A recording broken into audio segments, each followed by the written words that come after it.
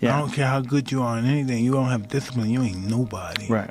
You're nothing without discipline, because you give up under the slightest struggle without discipline. 100%.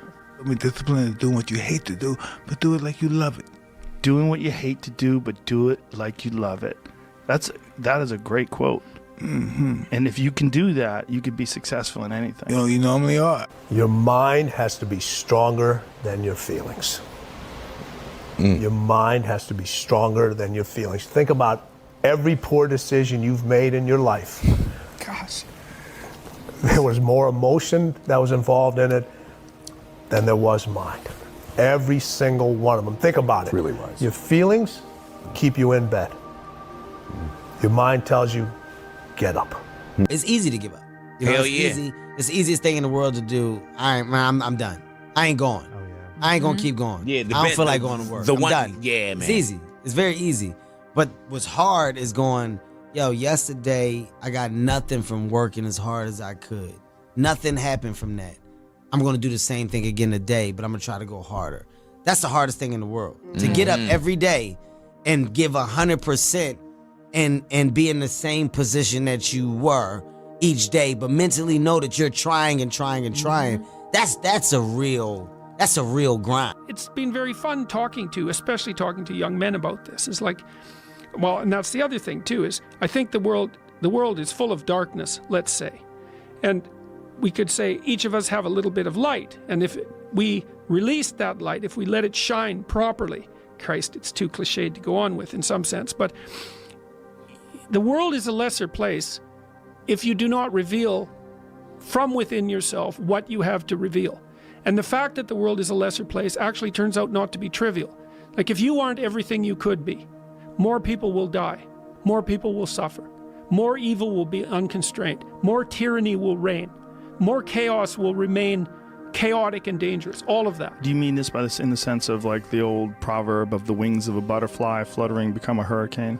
It's something similar to that, but it can even be more local. It's like your family is more messed up than it could be if you were less messed up than you are. Right. So if you just got your act together, like 10% more, your family would be 1% better. Right. It's like, well, do it. And that would ripple off into the people that they interact with. Yes, and ripple, that's the other thing that's so cool, is that, like, people think, well, there's 7 billion of us, and each of us is just this separate dust mote, like floating in the cosmos, and what the hell difference does it make what you do anyways? It's like, that is not how we're connected.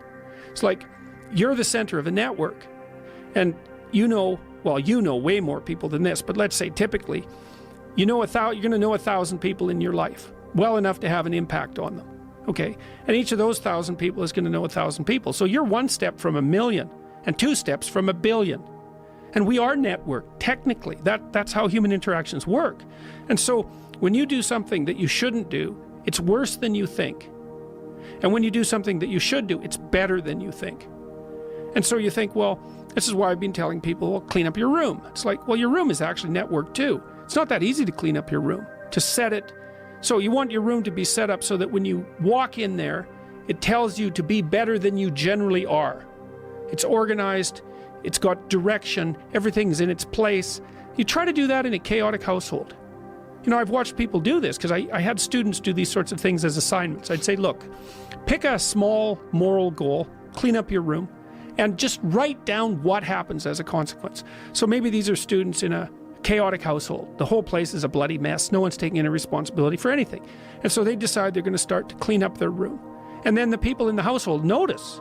Well, the first thing they do is get pissed off. It's like, who do you think you are? Like, you think you're better than us? Like, why do you think this is worthwhile?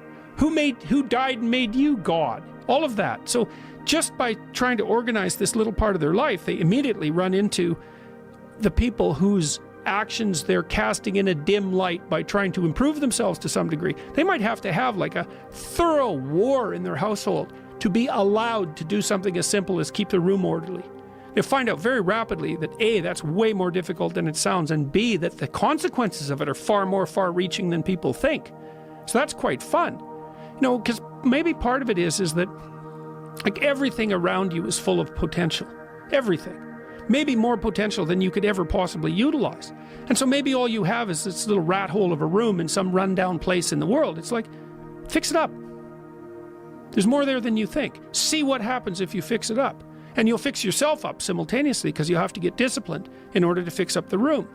And then you have a fixed up room and you'll be a more fixed up person. It's like, you think that nothing will happen as a consequence of that? It's like all hell will break loose as a consequence of that. Trust me, you have a mindset right now, just like I have a mindset. It's how we view life. I know people with a negative mindset, which basically they view everything in a negative way. I know people with a positive mindset, which means they view everything in a positive way. People with an abundance mindset, a scarcity mindset. It's a way of thinking. The question is, how did we get there? How did we get that mindset? Through practice and habits. People that have a negative mindset have continually thought negatively. People that have a positive mindset have continually thought positively. You see, the things I do today determines the habits I have tomorrow, which determines the mindset that I have for life. So go back to what you do daily and ask yourself, what kind of a mindset am I developing today?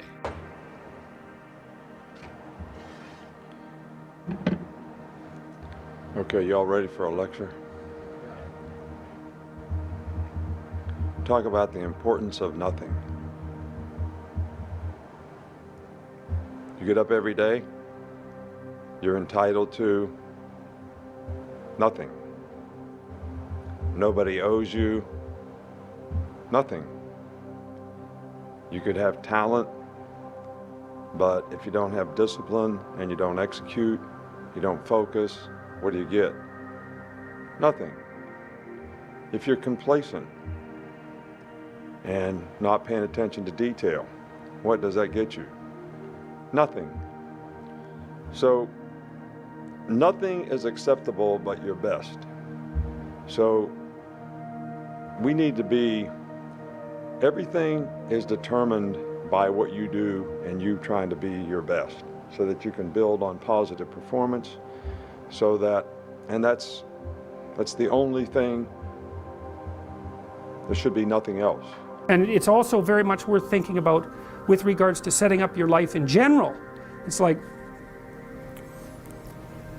if you concentrate solely on your career, you can get a long way in your career. And I would say that that's a strategy that a minority of men preferentially do. That's all they do. They work like 70, 80 hours a week. They go flat out on their career. They're staking everything on the small probability of exceptional status in a narrow domain. But it's hard on them. They don't have a life. It's very difficult for them to have a family. They don't know how to take any leisure activity. Like, they get very one-dimensional. Now, it may be that that unidimensionality is the price you have to pay to be exceptional at one thing, right? Because if you're going to be something like a genius level mathematician and you want to do that for, or a scientist, say, it's like, you're in your lab all the time, you're working 70 hours a week or 80 hours a week, you're smart, you're dedicated, you're unidimensional, and that's how you get to beat all the other people who are doing that. It's the only way. But the problem is you don't get a life. Now, if you love being a scientist and you have that kind of focus of mind, well, first of all, you're a rare person, and second, you're going to pay for it. But fine, more power to you. But it's a risky business to do that. You sacrifice a lot for it. You know, and I would say most often, if you're speaking about having a healthy life, that isn't what you do. You spread yourself out more. So, you know, you have a family, you have some things that you do outside of work that are meaningful to you and useful. You have a network of friends.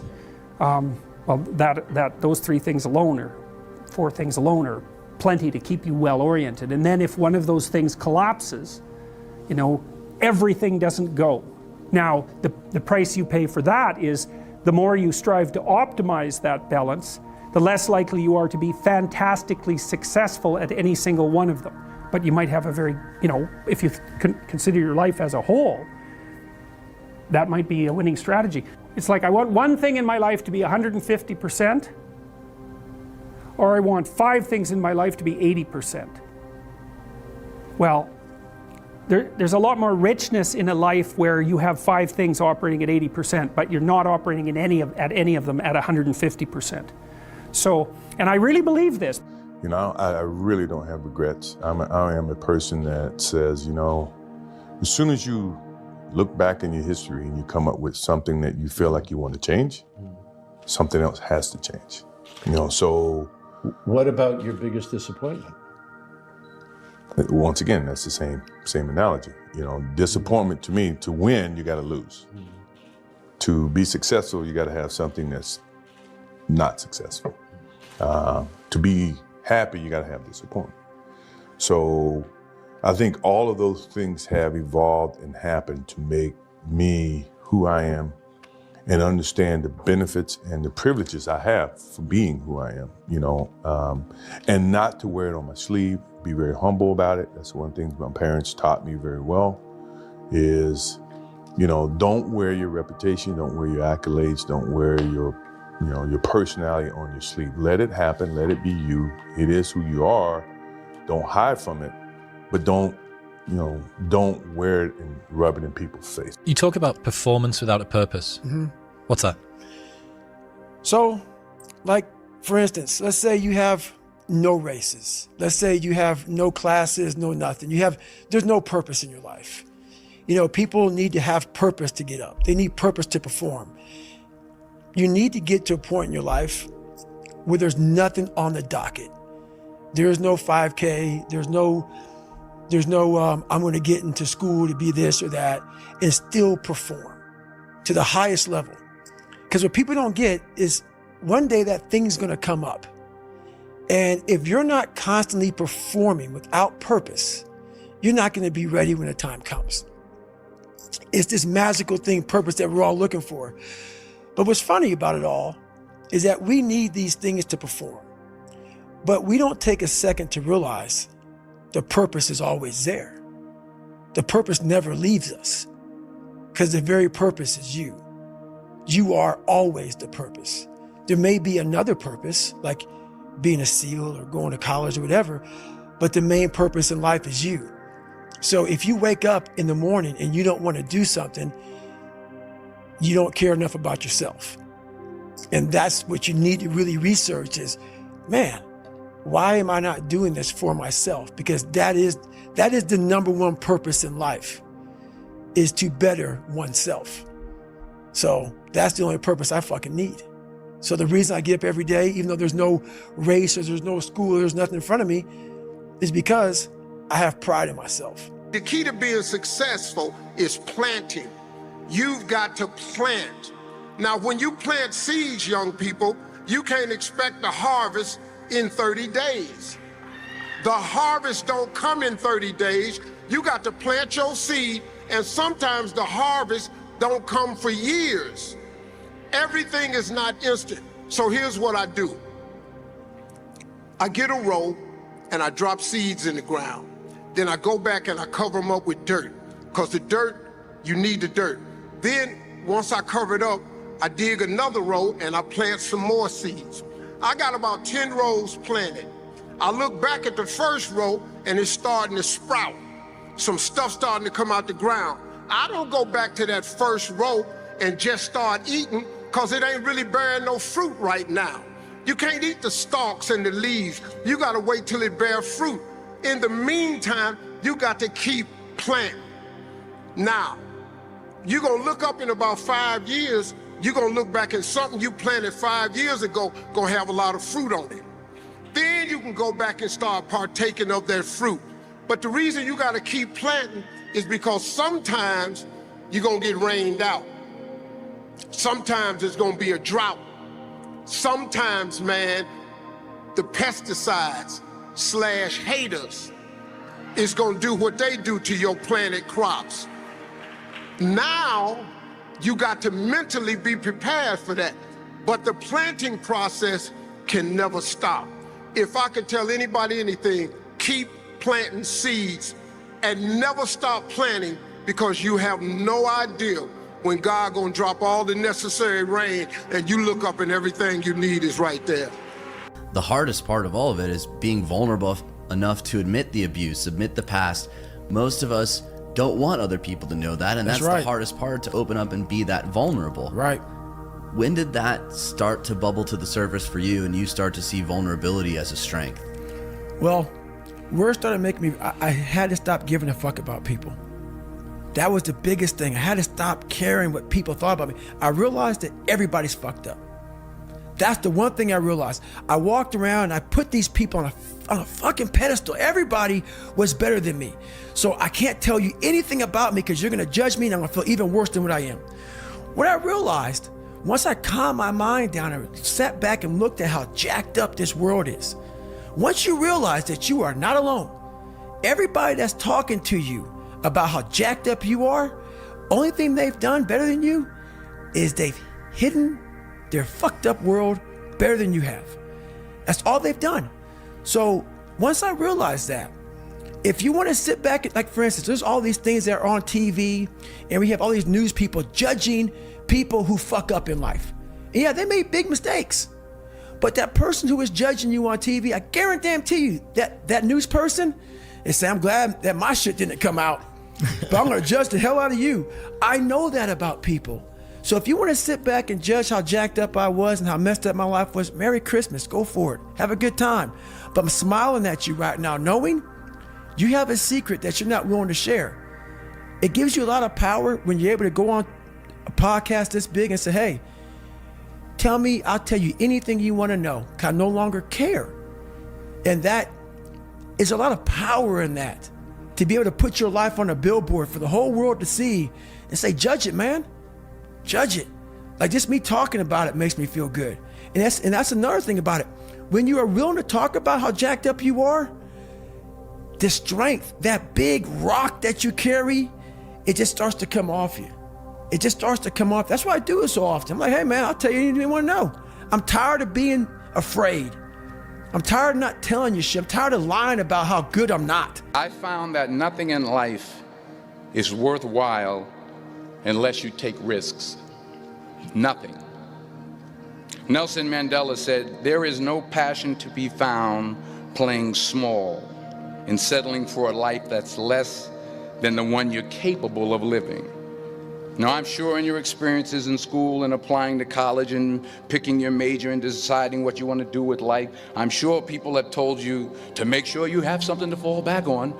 Make sure you got something to fall back on, honey. But I never understood that concept, having something to fall back on. If I'm going to fall, I don't want to fall back on anything except my faith. I want to fall forward. I figure at least this way I'll see what I'm going to hit. Fall forward. This is what I mean. Reggie Jackson struck out 2,600 times in his career, the most in the history of baseball. But you don't hear about the strikeouts. People remember the home runs. Fall forward. Thomas Edison conducted 1,000 failed experiments. Did you know that? I didn't know that. Because the 1,001st was the light bulb. Fall forward. Every failed experiment is one step closer to success. You've got to take risks. Because as humans, I think naturally we go into situations sometimes and we're selfish. And so we want to see, how can this benefit me? How can I go into the situation and it best benefits me and everybody that I'm connected? Like, how can I get the edge in this situation? Instead of stepping back and understanding that when you're selfish, it's a dangerous thing, because when you're selfish and you go into situations at a certain point in life, we're always going to come up against something that's a lot tougher than us. And if we're always selfish, 9 out of 10 times, if the only thing we think about is just ourselves, when we hit something that's a lot tougher than us, we don't have a driving force to do what we do. And so it's easy for us to surrender, step back and say, man, forget it. I'll throw it away. It's just like I'm married, right? And so I'm young, I'm 6 years in. And so I went to an old couple one time and they were married some crazy years, 60 years, something like that. And I said, right, crazy, insane. But I'm saying, how did you make it last that long? And they said, the reason we made it last this long is because we come from an era when something is broken, we don't throw it away, we fix it. And so as people, the way I approach situations, how can when something is broken, I don't throw it away and I don't let the circumstance or the situation define my life, but I try to figure out how can I fix it, and fixing it may not be my arm working, but fixing it may be me using it every day to be a blessing in somebody else's life. How do you develop consistency and more discipline in your life? And often with these kind of ideas or questions, I find the focus wrong, and I like to look at it differently from a different angle. So the human brain operates by pleasure and pain. What is pleasurable, we're attracted to, and what is painful, we naturally recoil from. And if things become too painful, we never do them. And if things become pleasurable, we get addicted to them, often with bad consequences. All right? So if the idea of discipline, of consistently doing an action, is only associated with pain, with tedium, with being by yourself in a room, doing one thing over and over and over again, you're never going to get over the mountain, because it's associated with too much pain, and the brain naturally shrinks from anything that's painful. Okay? So there has to be pleasure involved. Discipline has to have an element of pleasure. Consistently doing your work has to have rewards. Reward is the key word here, right? So if you never feel direct, pleasurable sensation from what discipline is giving you, then it's never going to work. Well, what are the rewards? When you were young, when you were a child, if you learned a sport, or you learned a musical instrument, or you learned chess, you knew that in the beginning, day by day, it was boring as shit, you hated it, wasn't fun. But if you stuck with it, after 3 months, 6 months, wow, I can play this tune. Yeah, I can make a 3-point shot. Yeah, I can win a chess game here. All right? There's a reward. And then you push through and you go further and further and further and further. Okay? If you never had that experience in your childhood, then it's pretty rough. I think most of us have had that in some kind of endeavor. But if you've never experienced a reward from discipline, it's going to be very difficult for you. But you have to know that after the 3 months or the 6 months of sitting in your office and writing every single day over and over and over again, because you're trying to write a book or a novel or whatever, it's boring as hell. But man, I'm going to reach that moment in 3 months or 4 months. There's going to be a reward, and I'm going to feel it, and I'm going to get addicted. I'm going to get hooked to that. And you get hooked to those rewards to the point where other kinds of immediate pleasures don't have the same effect on you. And you want this again and again and again in your life. The highs that come from actually reaching your goals. So you have to think in the moment of this where you're trying to discipline yourself of what will be the reward, of the visualize it and feel it. I'm going to have this skill at the end. I'm going to have this business that I've started. I'm going to have this sense of pride. I'm going to have this sense that I got where I wanted to. And literally visualize it and imagine it and feel it in your body and know that that's where I'm going to have that reward at some point. And if it's too much drudgery and tedium, you're never going to get past that point. So that's sort of my main lesson. In life, we have these 5 buckets, right? The first bucket is our knowledge, which is what we know. When we apply what we know, it becomes a skill, right? And these first 2 buckets, your knowledge and your skills, are the only buckets in your life that no professional earthquake can ever unfill. They're also the buckets that overflow to fill these last 3 buckets, which is your network, your resources, and your reputation. When you have knowledge and skills, you'll undoubtedly build a network. That will lead to resources, and finally, reputation. Life can take away these last 3 buckets, but if you're a young person, the key takeaway here is when you're selecting that job, like I was at 16, 17, 18, 19 years old, don't select for reputation, a nice jobs title. Don't even select for resources, getting paid more. Focus on jobs that will fill these first 2 buckets, which is knowledge and skills. You want to have more joy and satisfaction at work, you need to engage it differently, even when it sucks. How many of you have had like 3 months of doing suck work? Anybody? Just like the last 3 months, you're like, God, this sucks. Anybody? Yeah, you should celebrate that. Say, that's me. It's totally okay when you have suck work sometime. How do you engage with it? Because what most people do, they hate it. They hate the struggle. They hate the suck. But if you ever worked with elite army people, they have this great saying, right? Especially the Green Berets, I love that saying. They say you have to embrace the suck. And I was like, ooh, that's good, guys. You got to embrace the suck. Because you know what? If you avoid it or you hate it, look, anything you pour hate on grows into a monster. Anything you grow hate on. If you hate taking out the garbage, guess what taking out the garbage is to you now? A monster. It's just garbage. But you hate taking out the garbage, so now it becomes a thing to you and your spouse. The garbage became a monster between you and your spouse. Really? It's because someone applied hate on that garbage, right? You apply hate to anything, it grows into a monster. You hate the commute to work. and you got to do it every day? How does that feel? You hate doing email and you got to do it every day? How does that feel? You hate bringing that topic up with your spouse? How does that feel? And there's a very deep truth here that points to the arising of a mentally created self-image that people have and live with. So it's almost as if you had a phantom that walks with you wherever you go, that is your mind-created image or concept of who you are. And that is what we call the ego. The ego is a mental image conditioned by the past, conditioned by your environment and many other factors. A mental image, a conceptual sense of self that you identify with so completely that you disappear in it and live through it. You believe that that is who you are. When nothing seems to go right, I sometimes think of a stonecutter hammering away at his rock 100 times without a dent in it. And yet on the 101st blow, the rock will split in two, and I know it was not that blow that did it, but all that had gone before. If you're not willing to practice and practice until you get it right, you'll never make the 100 blows that makes the breakthrough on the 101st. If you're feeling amotivated, you need to do something and put yourself into a state that's harder than the state you're in.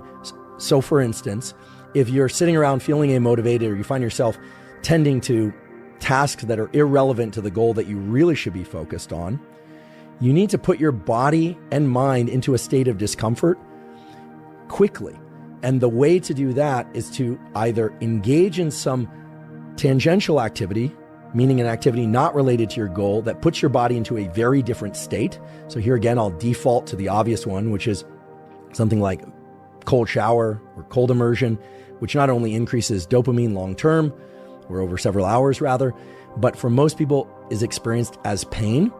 That pain causes a rebound out of that dopamine trough faster than it would occur if you had just stayed in that amotivated state and waited for it to go away, or done something like cleaning up that for whatever reason felt like it required less friction. When I say friction, I mean limbic friction. Your limbic system is always in this dialogue with your forebrain.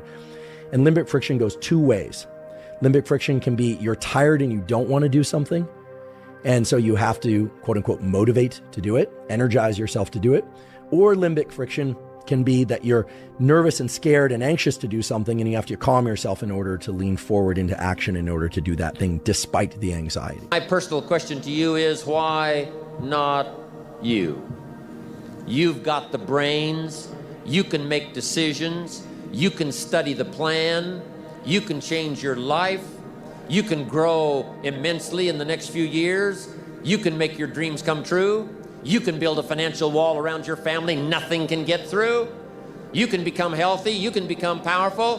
Why not you? And I'm here to say that I'm ready to pledge my support to make your personal dreams come true. I asked the question, why not you? But I'm not going to ask it and just walk away. I'm going to ask it and walk with you in this journey as we take Herbalife around the world.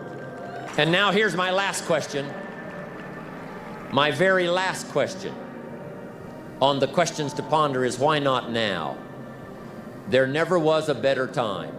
Mark has brought Herbalife to an incredible mountaintop. He's brought Herbalife with the help of others who have brought it here. It has been brought to a special moment. Barcelona was special, and Orlando was outrageous. But I'm telling you, this extravaganza has been the most awesome thing I have ever seen. All of your cooperation, the way you have learned and listened and worked hard to get it all, I congratulate you for that. But Mark brought us here. And what a time now for us to take this dream and not let it die. Take this dream and give it life. Take this dream and breathe into it your own personal spirit. until finally it becomes a flame that burns around the whole world. Let's go do it now.